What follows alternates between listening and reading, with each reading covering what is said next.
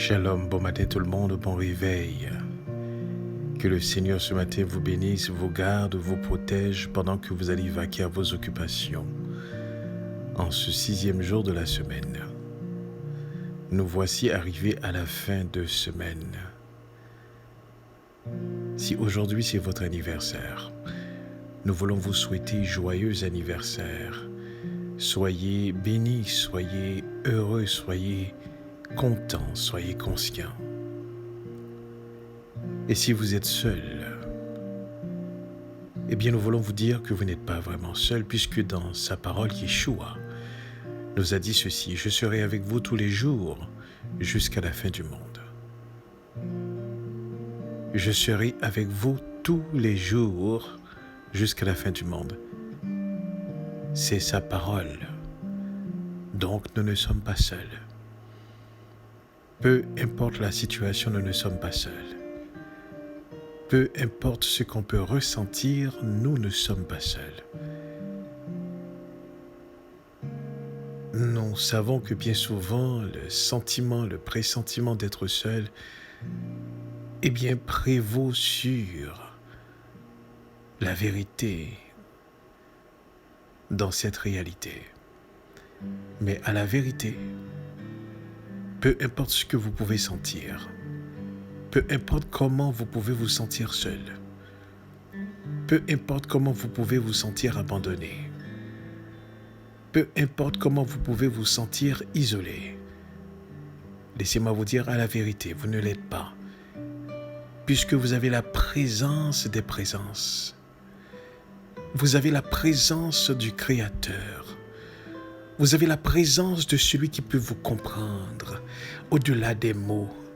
Vous avez la présence de celui qui peut vous voir, celui qui peut pénétrer votre cœur. Vous avez sa présence. Vous avez sa présence. Mais à quel point en sommes-nous conscients? Voilà ce qui fait toute la différence. C'est lorsque nous devenons conscients de cette présence. Ce matin, j'aimerais voir avec vous un texte dans le livre de Deutéronome au chapitre 26. On va considérer le verset 16 et je lis pour vous. Aujourd'hui, l'Éternel, ton Dieu, te commande de mettre en pratique ses lois et ses ordonnances. Tu les observeras et tu les mettras en pratique de tout ton cœur et de toute ton âme. Aujourd'hui, l'Éternel, ton Dieu, te commande de mettre en pratique ses lois et ses ordonnances. Tu les observeras et tu les mettras en pratique de tout ton cœur et de toute ton âme. Nous avons vu beaucoup de sujets ces derniers jours, entre autres la crainte, la véritable crainte, qui nous rend dans un état heureux. L'obéissance qui est accompagnée de l'esprit de service. Et aujourd'hui, nous allons voir, mettre en pratique, qu'est-ce que ça veut dire?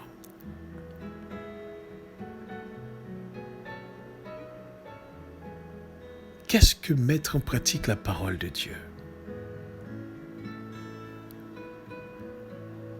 Lorsqu'il s'agit dans d'autres domaines, la pratique devient quelque chose qui est externe, c'est-à-dire une forme d'imitation. Ainsi, lorsque vous apprenez à conduire, par exemple, vous ne faites qu'imiter la personne qui vous apprend. C'est ainsi que l'apprentissage se fait.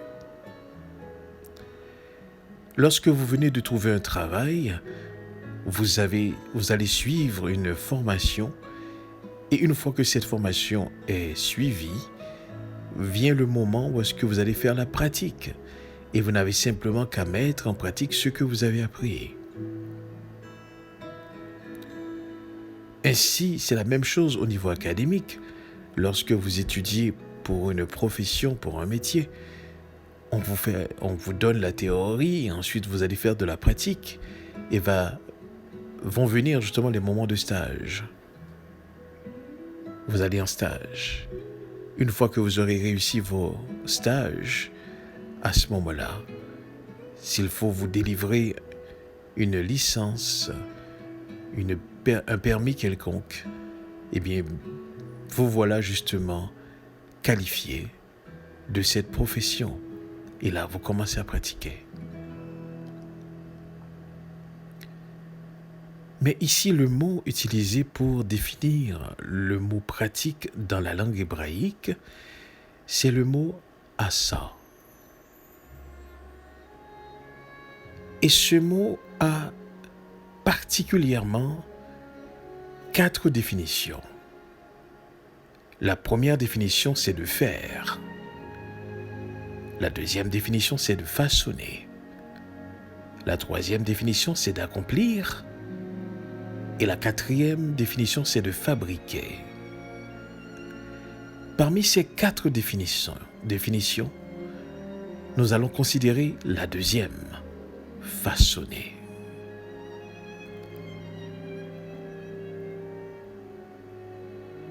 Le texte nous dit aujourd'hui, l'Éternel ton Dieu te commande de mettre en pratique ses lois et ses ordonnances. Tu les observeras et tu les mettras en pratique de tout ton cœur et de toute ton âme. Lorsque nous comprenons le mot pratique dans le sens de façonner, alors à ce moment-là, il n'est pas question d'imiter. Il est question de se laisser carrément façonner par la parole, par les lois de Dieu. Donc, ça revient à l'être, que l'être soit transformé de sorte que l'observation de ces lois devienne une nécessité. Ce n'est pas quelque chose externe à nous qu'on fait, mais écoutez bien ceci, c'est quelque chose qui émane de l'essence de ce qu'on est. Voici la véritable pratique.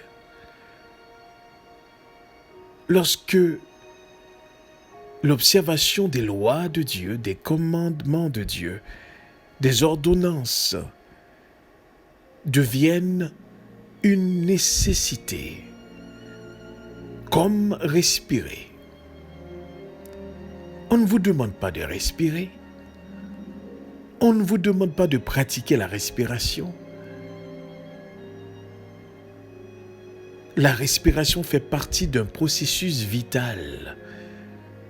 Vous respirez tout simplement parce que vous êtes en vie. Eh bien, devant les lois de Dieu, justement, vous n'apprenez pas la pratique, mais l'être que vous êtes, l'être transformé, eh bien, l'observation, le façonnement des lois devient une nécessité. C'est un besoin essentiel. On n'a pas besoin de vous courir après. Parce que ce n'est pas externe à l'être que vous êtes. Comme ce serait dans un métier ou dans un autre type de pratique. Mais ici, il est question de l'être.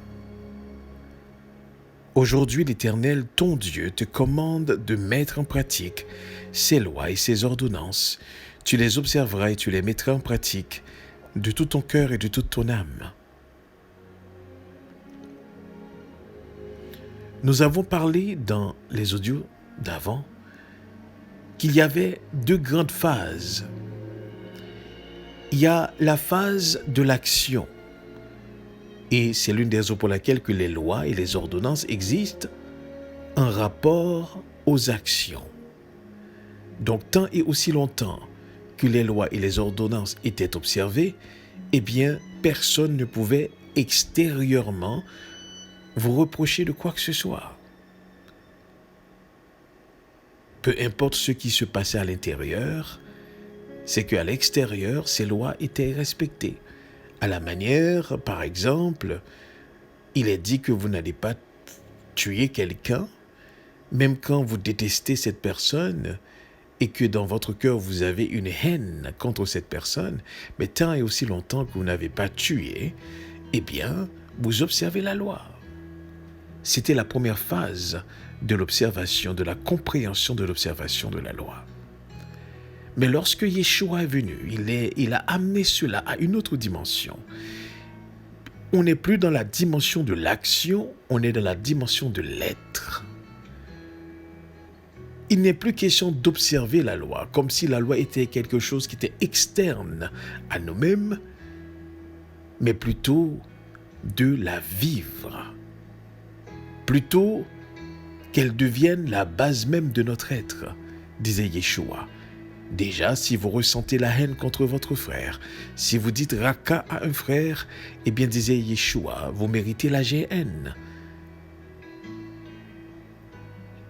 Et c'est dans cette dimension que Elohim nous attend, nous invite à être comme lui il est.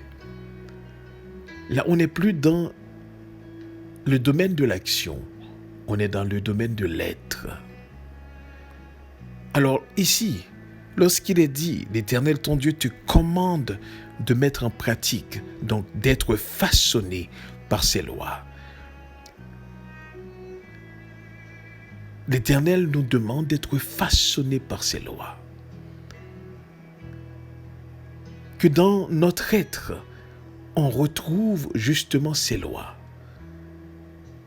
Et que toutes nos actions et notre vie puissent se traduire en fonction de ces ordonnances. Voici véritablement la manière dont nous devons vivre.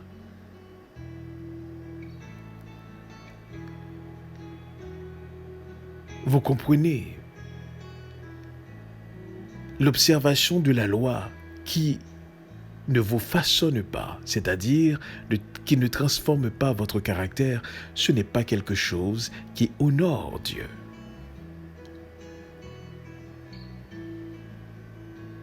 Car ce qu'il veut, c'est un changement. On peut observer la loi et rester méchant. Combien de personnes connaissez-vous qui n'ont pas commis forcément de tuerie, de meurtre, mais pourtant qui sont indifférents envers leur prochain? Combien de personnes vous connaissez justement qui ne va pas vous dire qu'ils sont égoïstes, mais combien d'entre eux qui vont faire passer leur intérêt avant? Donc, il n'est plus question qu'on soit dans le monde de l'action. On est appelé à être dans le monde de l'être, c'est-à-dire d'être façonné par la parole de Dieu qui est le moteur de nos actions. D'ailleurs, c'est à cela que Paul faisait allusion lorsqu'il a dit « Ça ne sert à rien de poser de bonnes actions si on n'a pas comme fondement l'amour. » L'amour, c'est le moteur qui qualifie nos actions. Donc, les actions peuvent être posées sans amour. Elles peuvent paraître bonnes, mais ce qui leur donne la qualification d'être bonnes, c'est lorsque ces actions sont posées avec l'amour.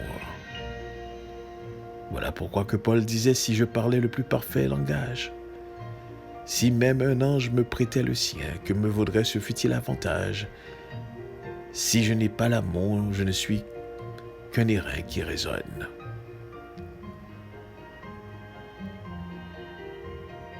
Donc, mes frères, mes sœurs, ce matin, Arrêtons justement de pratiquer à la manière de la religion. Arrêtons d'observer à la manière de la religion qui nous confie un sentiment d'accomplissement, un sentiment d'observation qui apaise notre conscience comme quoi on marche dans la voie de Dieu, même quand nos cœurs ne changent pas. Vous ne pouvez rester dans la voie du Seigneur. Vous ne pouvez connaître la parole véritable du Seigneur. Vous ne pouvez avoir la connaissance vraiment d'Élohim sans être transformé. C'est impossible. La véritable connaissance de la parole de Dieu transforme. Et vous ressentez le besoin toujours de vous rapprocher de lui. Et plus vous ressentez ce besoin, plus vous rapprochez de lui, plus cette transformation se fait aussi. Voilà pourquoi le mot asa, qui signifie faire, façonner, accomplir, fabriquer, mais le mot vraiment qui définit le sens véritable de la pratique, c'est être façonné par les lois de Dieu, les ordonnances. Être façonné par le caractère de Dieu. Être façonné par la personne de Dieu. Et je vous garantis, toutes les actions que vous allez poser vont être en fonction de cet être que vous êtes, cet être façonné. Aujourd'hui, l'Éternel, ton Dieu, te commande de mettre en pratique ses lois et ses ordonnances. Tu les observeras et tu mettras en pratique de tout ton cœur et de toute ton âme. Et encore, cette expression de tout ton cœur, de toute ton âme, fait appel à l'être en entier. Voilà pourquoi il est important à ce que nous puissions comprendre ce matin. Ce que Dieu attend de nous, c'est un changement d'état. C'est un changement d'être, un changement profond, au-delà de la pratique, un changement qui provient de l'intérieur, un changement qui manifeste son caractère, un changement qui démontre qui il est. C'est ce changement que le Seigneur attend de notre part. Et quand il nous demande justement, il nous commande de mettre en pratique, eh bien c'est d'être façonné par sa parole qui est la vérité.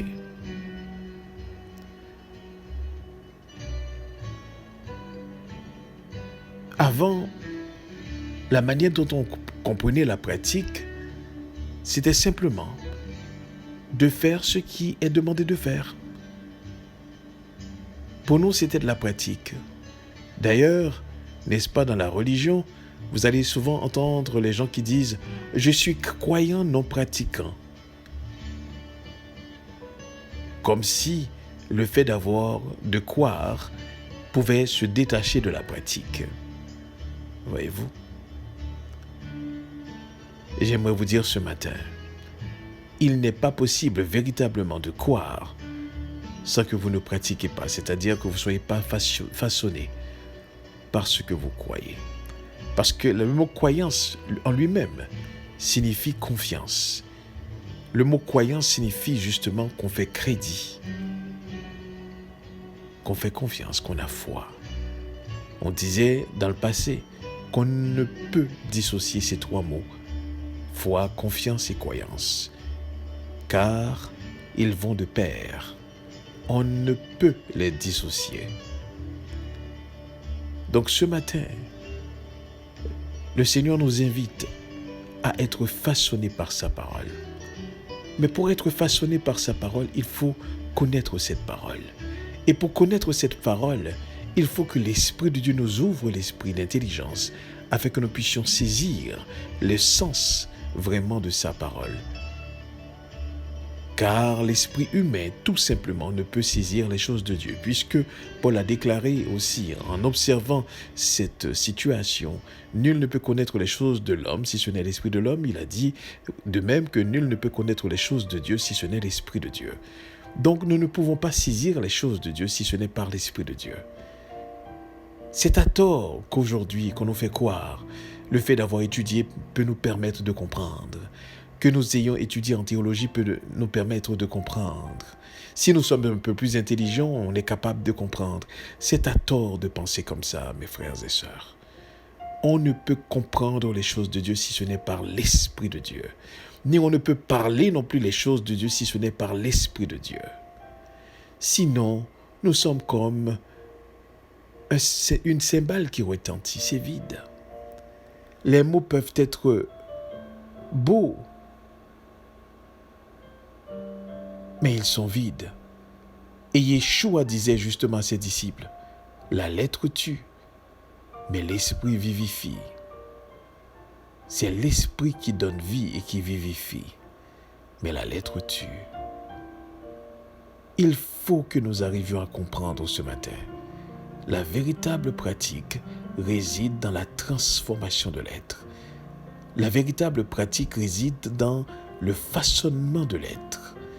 De plus en plus, vous ressemblez à votre Père céleste.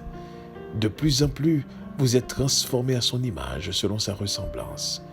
De plus en plus, vos langages sont comme son langage. Vos pensées sont comme ses pensées. Vos paroles sont comme ses paroles. Vos actions sont comme ses actions. Vos réactions sont comme ses réactions. Nous devons prioriser la parole de Dieu dans tous les aspects de notre vie. Dans tous les aspects de notre vie. Dans notre vie professionnelle, dans notre vie amicale, dans notre vie familiale, dans notre vie conjugale, dans nos sentiments, dans nos projets. Nous devons absolument prioriser la parole de Dieu dans tout ce qu'on fait.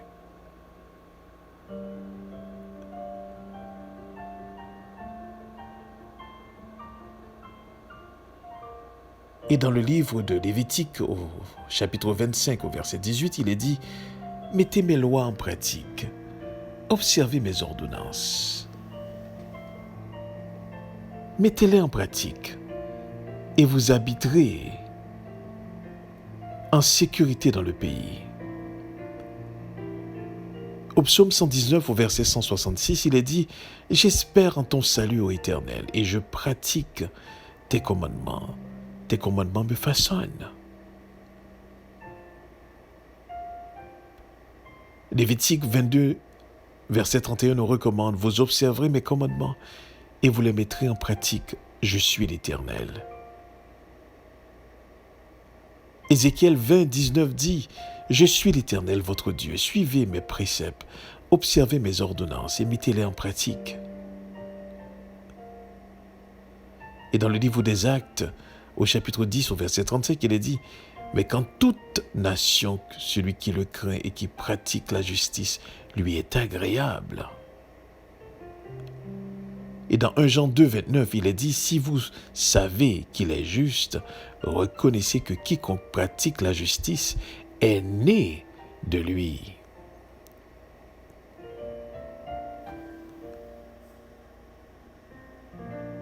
Comprenez bien ceci.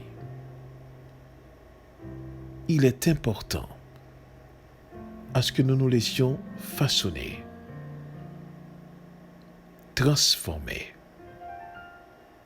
diriger par la parole de Dieu dans tous les aspects de notre vie. L'observation de sa parole est notre garantie de réussite. être façonné par lui-même, c'est une garantie de notre relation avec lui-même. On n'est plus dans le stade, au niveau simplement de pratiquer, de faire des actions, de poser des actions qui soient différentes de ce qu'on est.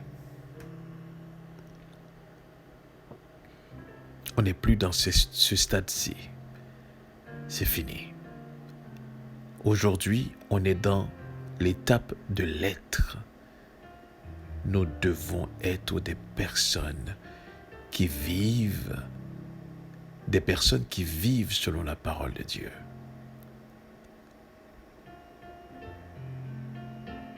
Donc la prochaine fois que vous pensez à pratiquer, que ce mot vous vienne à l'esprit, suis-je façonné par la parole de Dieu? Suis-je transformé par la parole de Dieu? Est-ce que ma vie reflète vraiment le caractère de Dieu, ce que Dieu est? Et cela devait être une quête quotidienne. Nous sommes tellement habitués à vivre de par nous-mêmes. Nous sommes tellement façonnés par le train-train de cette vie que nous ne nous rendons pas compte, certaines fois, nous nous mentons lorsque nous disons que nous croyons, lorsque nous disons que nous suivons la voie du Seigneur.